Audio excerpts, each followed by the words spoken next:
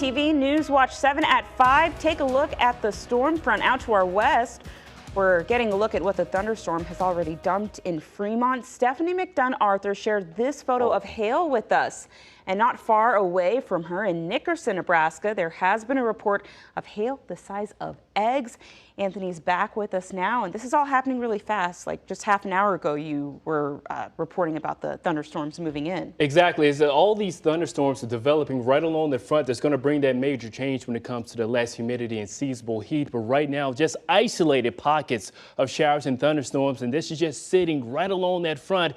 It is slowly drifting to the southeast at about 15 miles an hour. Severe thunderstorm warning, at least for the next 15 minutes for Dodge County, northern portion of Saunders County, and just clipping the northwestern part of Douglas County. But again, moving down to the southeast at about 15 miles an hour. Let's check out what's happening on radar right now. Again, until 5:30, just impacting Fremont with some significant size hail. We've also had reports of, again, golf ball size hail near Nickerson, but it did show a brief sign of rotation because it's sitting straddling right along that front. But when it comes to the wind speeds, velocity showing up anywhere between 26 to 22 miles an hour. And the main threat, again, will be the hail potential just to the north of Fremont, showing up at least an inch, maybe an inch and a half in diameter. So again, keep yourself, seek some shelter, at least for the next 15 minutes, as this storm cell continues to drift slowly down to the South Sioux Valley and portions of western Sarpy County. If this storm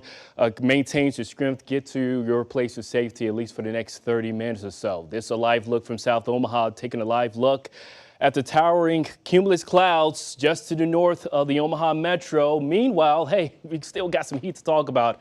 102 degrees currently from Eppley Airfield. Yeah, it is the hottest day of the year. Feels like 117, 101 in Lincoln, 117 feel like number in Lincoln. Also Red Oak, 93 degrees, 92 in Norfolk. Here's this front I was just speaking of. Here's 8 o'clock, just positioned to the north of the metro. So locations north of I-80 will have the best opportunity to see some more isolated thunderstorm that have a great opportunity to go on strong to severe side. Not really all that aggressive when it comes to this model data. This front will be positioned down to the south as we get closer to daybreak for tomorrow. And then we'll have our chance of picking up on some widespread showers and thunderstorms. Now, bulk of the activity appears to be south of I-80 as we get closer to the mid-morning hours, clearing up by the afternoon. So your Saturday, not a complete washout.